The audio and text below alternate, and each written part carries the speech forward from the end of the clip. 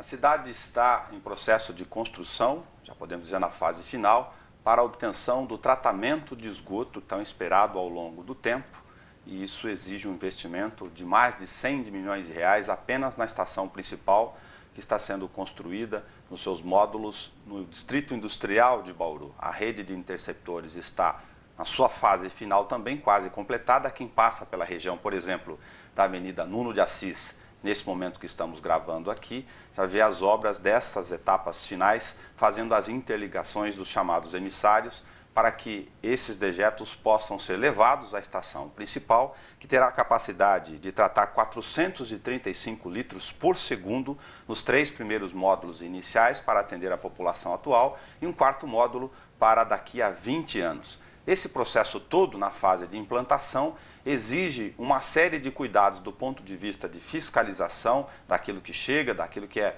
emitido pelas indústrias, comércios locais e também para você que está em casa e tem, por exemplo, o problema de retorno de esgoto. Isso está sendo discutido num comitê gestor do DAI, no Departamento de Água e Esgoto, desde 2008. E está conosco uma especialista doutorada em tratamento de esgoto, especificamente em alagados construídos da Unesp de Botucatu, e é a diretora do Serviço de Tratamento de Esgoto do Departamento de Água e Esgoto DAI de Bauru, a Giselda Passos Giaferes. Essa apresentação um pouco mais longa também tem o sentido de dar a dimensão de há quanto tempo esse processo de tratamento de esgoto está sendo discutido.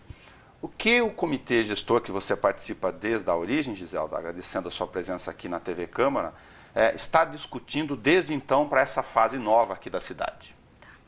Eu que agradeço, o convite, primeiramente. Então, a intenção desse grupo, desde 2008, já na fase em que nós estávamos contratando o projeto de concepção, o projeto executivo, já era se pensar nas adequações legais, no que se poderia fazer em relação de contribuir para proteger a estação em relação a algumas questões que normalmente na área urbana a gente tem problema.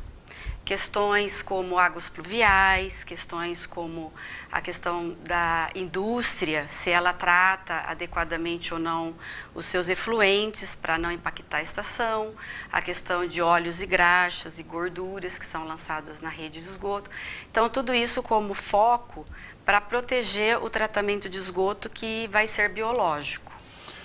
E a partir de então, uma série de etapas foram cumpridas. Num determinado momento, vou salientar aqui uma dessas etapas, foi feita uma amostragem, que ainda é feita a medição, para as pessoas entenderem que não é abrir a estação e colocá-la em funcionamento, aproveitar os emissários e começar a fazer o processo biológico lá no Distrito Industrial, tal qual existe hoje, por exemplo, no Gasparini e em menor escala no Distrito de Tibiriçá. Foram feitas identificações com qual objetivo naquele momento? Sim, naquele momento, até a empresa responsável pelo projeto, ela precisava saber qual que era o tipo de efluente, tipo de esgoto que nós temos na cidade, nós temos algumas atividades industriais, metalúrgicas, têxteis, alimentícias, e temos 3 distritos industriais, na época eram 3 distritos industriais, e não tínhamos certeza se esse efluente estariam sendo lançado a nível de indústria só nesses distritos ou se nós encontraríamos também essa característica em outras regiões da cidade. Então, como nós temos um laboratório de águas residuárias em parceria com a Unesp, a Faculdade de Engenharia, a nossa equipe mobilizou 5 pontos estratégicos na cidade, além dos distritos industriais, para a gente conseguir determinar qual a característica do esgoto. E naquele momento, após a coleta, sendo feita análises de 24 horas mesmo, não só pontuais, nós chegamos à conclusão que Bauru tem um efluente industrial em toda parte da sua cidade. Espalhado. Espalhado, porque provavelmente tem pequenas atividades, provavelmente caseiras ou comerciais, que também causam esse impacto. né? Agora, algumas unidades, se já tiver o levantamento de número de ligações industriais, para a gente pegar uma primeira referência aqui, algumas unidades de porte realizam o seu próprio tratamento. Portanto, não estariam no nosso ambiente de amostragem aqui. As outras tantas que não realizam o tratamento, o que teriam que fazer se a estação estivesse funcionando hoje, por exemplo? Então, esse grupo até veio discutindo essa questão e uma forma de você, além da exigência de que cada indústria, se ela é uma atividade industrial, ela é obrigada por lei a tratar o seu efluente, né, antes de lançar na rede do DAI, ou se ela não tem condições, por algum motivo, de fazer esse investimento, né, e dependendo do que é a produção dessa atividade, o próprio DAI pode receber isso na estação. Então, esse grupo também veio criando uma legislação, uma normatização, que a gente chama de Programa de Recebimento de Efluente Não Doméstico. Então, é aquilo que não é o residencial, né, sanitários e tal, seria o industrial ou comercial. E passaria a ter condições da estação receber. Só que, para isso, como a pessoa deixa de tratar, você eleva um custo dentro de uma estação desse tratamento que não é o doméstico, porque a estação ela é projetada como um processo doméstico pelo órgão público. Também, como é nas outras cidades, também tem capacidade de fazer. Tem capacidade de fazê-lo da parte de alguma coisa industrial, né? Depende do nível, do tipo do efluente. Então, dentro desse programa, que já está sendo colocado em forma de lei, né? A estação, o que nós vamos criar? Inclusive um corpo técnico dentro do DAI, que já está havendo concursos e tudo, né? Técnico de controle ambiental, engenheiro ambiental, que o DAI não tem no seu quadro, né? Que vai monitorar o quê? Essas atividades, elas serão cadastradas, né? Nós já estamos iniciando esse cadastro e ela vai ter que apresentar qual que é a atividade, como ela processa aquilo e o que ela gera. Okay. Diante do que ela gera, vai ser avaliado se a estação pode receber. Podendo receber, tem um custo, que o DAI também vai determinar por lei, em forma de tarifa, alguma coisa assim, porque o DAI vai tratar aquilo que a empresa não está tratando. Claro, para entender, do ponto de vista muito objetivo, quem faz o seu próprio tratamento de esgoto tem o seu custo realizado, o DAI presta serviço e tem a criação disso em lei para a tarifação desse serviço. Exato, uma tarifação e porque dependendo da carga, a gente fala carga orgânica, né? Tudo que entra dentro da estação, seja em termos de esgoto doméstico ou industrial, é uma carga orgânica. Se ela é muito elevada, eu exijo mais do meu processo para aquele tratamento, para eu poder lá no final ter a eficiência necessária. Então, tudo isso está embutido o custo. Poderia sistematizar essas três relações que ocorrem simultaneamente a você que está em casa e só vê a obra física na rua, como lei, cadastro e fiscalização, esses três ambientes que já estão em andamento desde o início dos estudos? Sim. Então, essa parte de legislação está em andamento com o jurídico, né, que também faz parte do grupo. O comitê, ele envolve várias divisões do DAI, né, jurídica, financeira, técnica, e aí também envolve a SEMA, Secretaria de Meio Ambiente, a Indurb e a Secretaria de Planejamento, né? Em que sentido? Porque nessa questão de fiscalização, muitas questões em termos de atividades, é a CEPLAN que dá o alvará, né? Ela que gerencia, e a SEMA também em termos de fiscalização da prefeitura. Pode ser que nessa discussão, uma questão que vai ser levada ao executivo, é claro, sejam realizadas adequações nessas atribuições, inclusive para tentar organizar melhor o sistema. Sim, porque o DAI, ele tem o cadastro por economias, né, comerciais, industriais, mas a nível de ligações. Sim. E não ao nível de atividades. Quantas indústrias são cadastradas hoje no DAI? Então, como ligações industriais, 1.537 hoje. Dessas 1.537 ligações industriais, tem algum segmento que, pela caracterização realizada lá na fase do estudo, preocupa mais ou tem maior volume de incidência aqui em nossa cidade? Então, os segmentos mais poluidores que nós classificamos assim, por ser um processo biológico, são as metalúrgicas, né? Porque é metal pesado, eu vou ter um comprometimento lá no final em termos de lodo, em termos de efluente que eu vou lançar no rio, né? E algumas questões em termos de gráficas, tinturarias, assim, indústrias têxteis, né, que tem parte de tingimento, tem toda uma classificação pelo CNAE, inclusive, né, dessa questão de poluição, para que eu não tenha um comprometimento no final, eu não gere um custo maior, por exemplo, o lodo que é gerado na estação, eu tenho que dispor ele em aterro sanitário. Se é um lodo classe 2A, que é considerado não tão poluente, eu coloco num aterro normal como esse que a gente tem hoje no município, certo? Se eu começo a ter produtos que chegam na estação, que vão ficar no meu lodo, a nível de metal pesado, a nível de derivados do petróleo, coisas desse tipo, passa a ser um lodo industrial. Ele tem outra destinação. Ele tem outra destinação. O custo é muito mais elevado. Nem temos aterro industrial aqui em Bauru. Aí, obviamente, a questão da tarifação e de toda essa classificação leva em conta o tipo de atividade e de poluente que cada setor vai gerar. Vai gerar, exatamente. Então, aí que entra toda essa questão de custo. Em relação à fiscalização com as outras secretarias, é nesse sentido que, por exemplo, a SEMA, ela já faz essa fiscalização na rotina dela, por exemplo, de oficinas mecânicas. Se elas estão instaladas adequadamente, se elas têm as caixas de areia de decantação, as caixas de óleo, se dá a destinação correta. Então, essa parceria facilita muito, porque o DAI não tem um corpo fiscalizador voltado só para isso.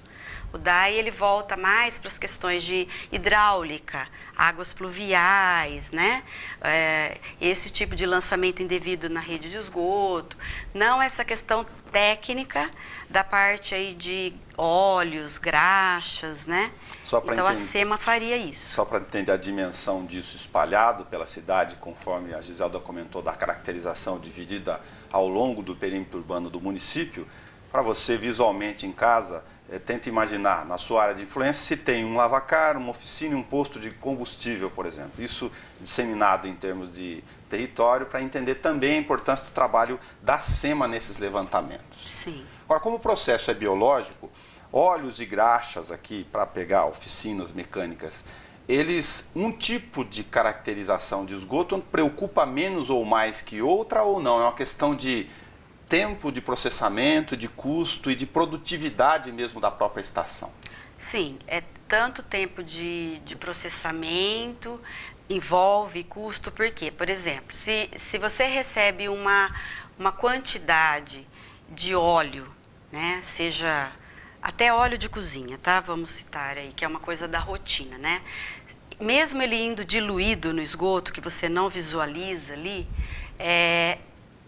internamente, dentro do processo, você tem um impacto a nível de equipamentos, a nível de limpeza interna. Então, por exemplo, você tem o reator WASB. O reator, a bactéria ela não vai digerir a gordura. Ela não é o alimento dela. Certo. O alimento dela é o que está no esgoto, a carga orgânica, sem essas moléculas de gordura. Mas a gordura vai para algum lugar. Então, ela vai para um compartimento desse tanque, onde periodicamente você tem que ficar retirando.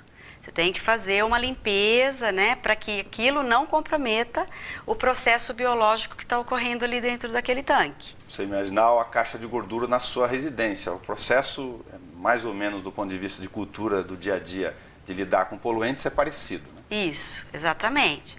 Então, a questão se vai ficando cada vez pior conforme você vai recebendo aquela quantidade, né? Se é um derivado de petróleo, se é uma questão de oficina mecânica, né? Isso tem um impacto maior, porque é muito mais tóxico, né? E a gente está falando em micro-organismo, né? São coisas biológicas para o processo ali se dá uma continuidade correta para ter a eficiência lá no final. Então, isso tem que ser evitado. Então, a fiscalização de oficinas é muito importante, né, que elas se adequem. E a questão aí residencial, caixa de gordura e tudo mais, aí já é uma questão que nós temos que fazer um trabalho em conjunto com a Secretaria de Educação, que já vai fazer parte desse grupo, né? A partir desse ano já foi nomeado pelo prefeito um representante, porque aí é uma questão cultural, é uma questão de educar, né? Para que todo mundo saiba que tem uma caixa de gordura na sua casa e que ela não deve ir para o esgoto, o que está ali, o resíduo, ela deve ser limpa, porque a gordura é considerada um resíduo sólido, não líquido. Então, periodicamente as pessoas aprenderem a abrir a caixa e tirar aquela gordura que está ficando sólida ali e jogar no lixo. E não deixar isso ir para a rede de esgoto. Aí entra o Programa Nacional de Resíduos Sólidos, que fala do conceito novo de rejeito, que também é uma questão cultural, que a gente já tratou aqui, que é você separar aquilo que é orgânico e não orgânico e dar destinação correta a isso. Nós temos um paradigma, então, sem nenhum esforço de linguagem aqui, para tratar no tempo. De que o bauruense, sobretudo aquele residencial, mude, se já não fez, o comportamento dele em relação àquilo que ele tem dentro de casa e que geram esses poluentes. Sim. E esse é um ponto que a gente tem discutido muito, porque é difícil você chegar perto da população, por exemplo, estabelecimentos comerciais que oferecem alimentação, né? Tem o mesmo problema da questão da gordura, né? As pessoas não têm o hábito, um restaurante, de fazer limpeza de caixa de gordura, né? Acham que isso automaticamente vai para a rede, né? Que não tem que se preocupar. Isso já gera um transtorno, não lá só na estação, no meio do caminho. Porque as redes de esgoto, elas não são dimensionadas e preparadas para receber essa gordura. Então, elas causam entupimentos, né? E geram todos esses problemas. E como a gente não tem esse acesso à população diretamente, né? E nós estamos buscando o grupo gerou um folder recentemente para ser entregue inicialmente nos estabelecimentos comerciais que fazem esse tipo de atividade, para poder ter essa orientação da limpeza de caixa de gordura, e posteriormente estamos avaliando uma forma de chegar mais próximo da população.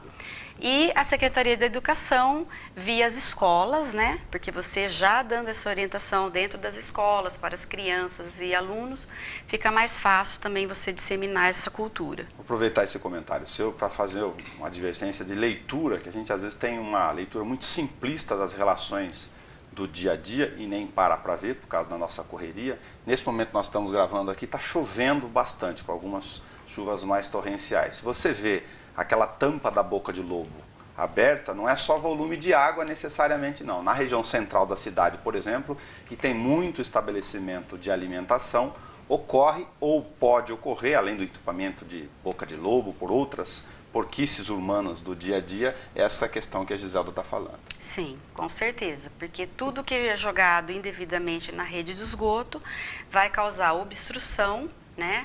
E compromete o fluxo do esgoto e vai ter que sair por algum lugar. Então, ou sai pelo PV, né? Pela aquela tampa que está no meio da rua. Muitas vezes sai na calçada, nas próprias caixas de inspeção, onde a própria população daí reclama, né? Aciona o DAI, reclama, nossa, tá um chafariz, tá né? Aqui na frente da minha casa. Na frente de casa, não sei o que fazer. E daí a hora que o funcionário vai lá desentupir, aí verifica que tem placas de gordura. Nós já vimos assim dimensões, tipo tamanho de uma bola, que isso vai adensando, né? A gordura ela vai solidificando, ela vai adensando, né? E para num ponto. Eu insisto nessa relação coletiva porque a gente é muito imediatista no dia a dia e recorre ao setor público como se ele fosse responsável por todas as respostas. Não, olhe um pouquinho no vizinho, se organize no seu bairro para saber como você está usando essas relações no dia a dia. Inclusive, não ensinando a empregada a recolher da caixa de gordura, pôr no saquinho e colocar no terreno do lado. Isso ocorre com muita frequência, infelizmente. Agora, nesse processo aqui do dia a dia, tem muita abertura de empresa e de construção de novas moradias, por exemplo, para citar duas questões já de pronto, que envolvem também modificação. Por exemplo, você me contava que a Secretaria de Planejamento, para as novas construções, já passa a exigir caixa de gordura, assim como provavelmente mude a legislação ou o aperto dela na fiscalização para quem vai abrir um lavacar, para já ter esses elementos. Isso, é isso que nós estamos buscando. Ver o que cada secretaria pode melhorar ou nos ajudar, né, a inserir dentro do DAI de uma forma que complemente aquilo que eles já fazem, né? Então, a Secretaria de Planejamento, ela já faz toda a parte de fiscalização de projeto, né, dos estabelecimentos e tudo. A SEMA complementa com a fiscalização após o comércio já ter sido implantado, né? Vai lá e fiscaliza se está correto ou não. E o DAI, em contrapartida, também está inserindo alguma coisa nesse sentido. Então, o técnico ambiental, ele vai poder ir na indústria e checar se realmente a indústria está tratando, né? Está fazendo aquilo que ela disse que está fazendo, né?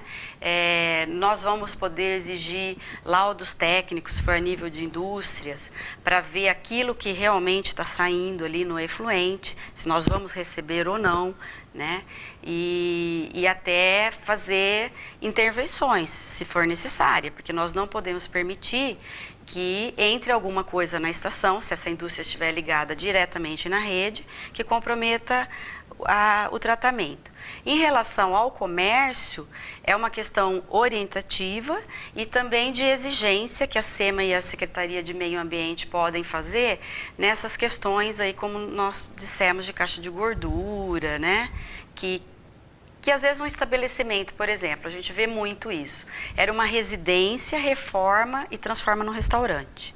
Às vezes a pessoa naquele momento, ela não pensa se tinha que fazer uma caixa de gordura, às vezes a residência era antiga, não tinha. Muita adaptação ao longo Muita do tempo. adaptação, né? A gente vê isso até em termos de caixa d'água, né? Porque depois fica deficiente, né? Porque não pensou naquilo e tal. Então, isso que a gente está discutindo em conjunto com as secretarias e ver o que o DAI pode inserir internamente, porque não era uma atividade do DAI, né? Claro. E em termos de fiscalização, passar isso para novos fiscais que vão ser contratados e tudo, para fazer esse serviço. Por isso que você mencionou, por exemplo, entre os concursos de técnico ambiental, uma carreira nova dentro do DAI. Uma carreira nova. Porque o técnico ambiental, hoje os fiscais do DAI é mais na parte hidráulica, como eu disse. Águas pluviais eles já monitoram, né, fazem essa fiscalização. Mas com a parte de indústria e atividades poluidoras, isso não existia dentro do DAI. Então, o técnico ambiental, ele tem uma formação que ele consegue chegar num local e conseguir identificar se aquilo é um produto químico, se a pessoa provavelmente está lançando alguma coisa indevidamente, que um outro tipo de fiscal que não tem esse conceito, né, essa base, talvez não consiga. Por isso, do técnico de controle ambiental. Vou usar um referencial aqui de comparação, por isso eu lembrei na origem do comitê desde 2008, se antecipando esse planejamento, enquanto a obra física de engenharia estrutural está sendo realizada, até em função da obtenção de recursos, que você que está em casa deve estar acompanhando, que boa parte estão prometidos por fundo perdido, um sistema de recursos que o governo federal transfere e depois não cobra, quer dizer, a prefeitura não fica devendo em financiamento, isso está em andamento, mas dessas etapas igualmente muito importantes, que é a execução em si do tratamento que estão sendo realizadas para a implementação. Agora, eu me refiro ao fato do DAI também ter uma experiência em menor escala para explicar para as pessoas que, por exemplo, a estação de tratamento de esgoto do Gasparini, ela é, no mesmo processo de realização de tratamento de esgoto biológico, uma estação menor, mas igualzinho a que a gente está construindo agora. Sim.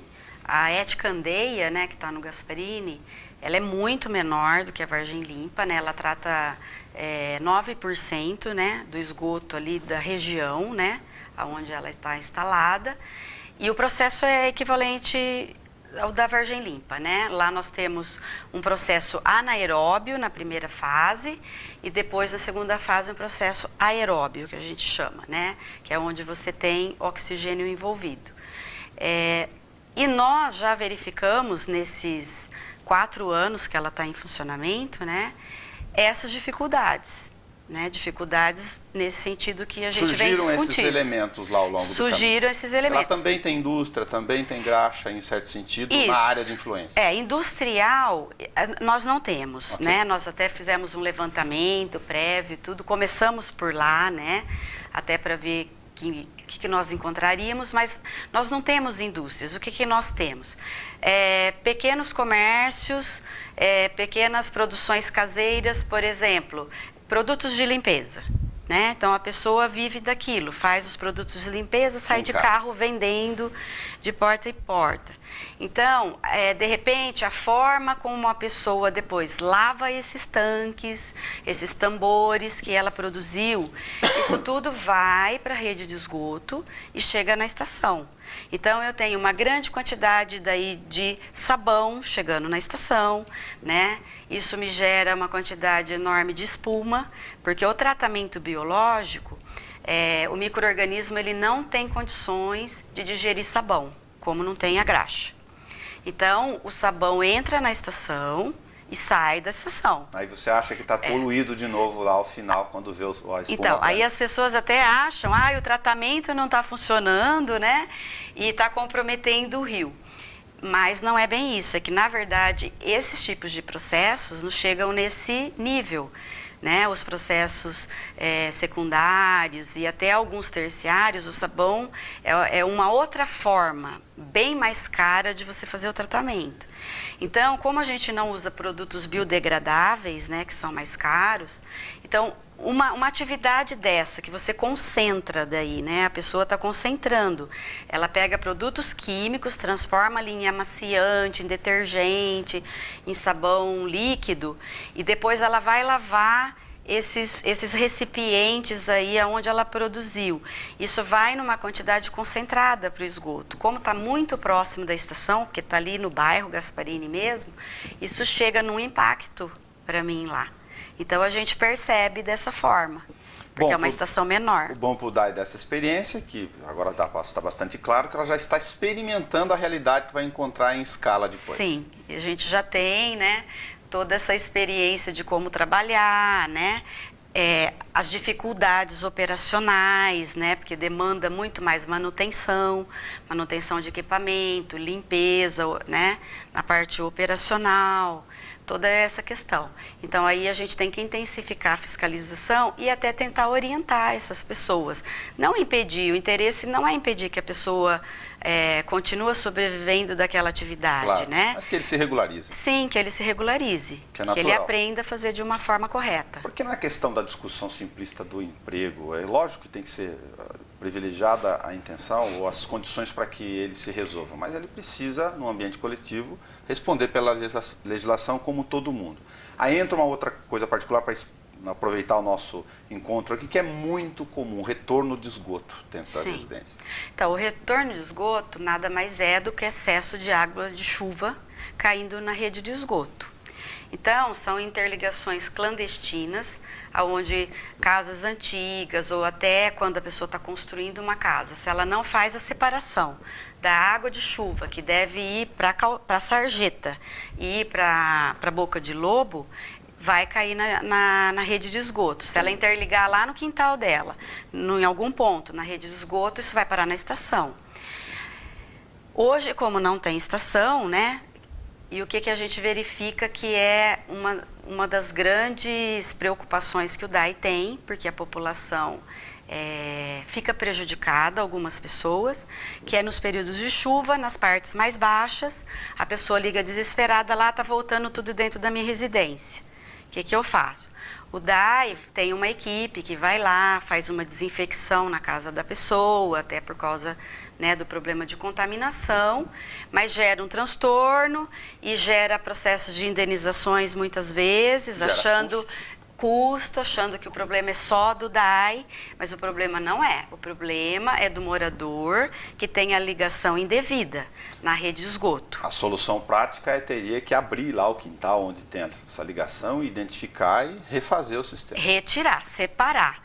Porque a lei no Brasil né, é separado. Sim. Nós não temos uma rede. Então, a rede de esgoto, ela não é dimensionada, porque não comporta, não é dimensionada para receber água de chuva. Então, não vai comportar mesmo.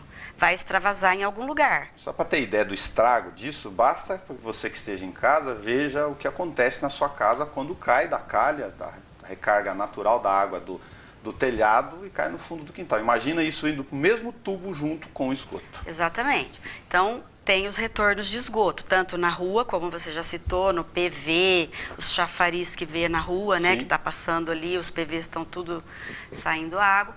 É o excesso também de água de chuva. E na estação, qual é o impacto? A estação, ela é feita, pra você ter uma ideia, a Vargem Limpa vai tratar 1.305 litros por segundo, que é o esgoto, hoje lançado, bruto, no rio, né? Então, isso é esgoto. Sim. Se você acrescenta aí não sei quantos por cento de água de chuva, provavelmente a estação não vai ter o tratamento normal. Então, ela é dimensionada, se ela é uma estação de 130 milhões hoje para esgoto, você imagina se você tivesse que dimensionar para água de chuva também. Nossa. Não tem como. Então, por que não pode chegar água de chuva? Porque as bactérias, elas precisam da carga que está chegando no esgoto para se alimentar. Com a água de chuva, isso está muito diluído. Eu tenho um impacto no meu processo. Mas que essa água chegando lá, não tem como receber, porque os tanques também não comportam. O dimensionamento é um projeto, é tudo dimensionado de acordo com aquela quantidade, vai ultrapassar. Então, vai acontecer, vai transbordar tudo. Se entrar aquela vazão, se a vazão é 1.305, entrar 2.000, eu tenho um impacto. Então, aí o que prejudica? Prejudica que eu não posso permitir essa entrada, você tem que fazer um bypass, você tem que ter uma saída desse excesso para o rio, você está comprometendo o manancial, você não está cumprindo aquilo que você devia cumprir. Então, toda essa esperança que a gente tem de deixar de poluir, né? Por água abaixo. Nesses momentos vão por água abaixo realmente. Tem que corrigir lá na origem a importância de todo esse trabalho que a gente está falando aqui. Exatamente, por isso da conscientização. Então, as pessoas têm que entender que não é o DAI estar indo lá, fiscalizou, viu que está incorreta a ligação, quer cobrar, quer exigir, quer que eu quebre o piso. Não é só esse o motivo, né? O motivo é que vai ter um impacto lá na frente e você vai ter outros prejuízos, prejuízo ambiental, prejuízo operacional, né?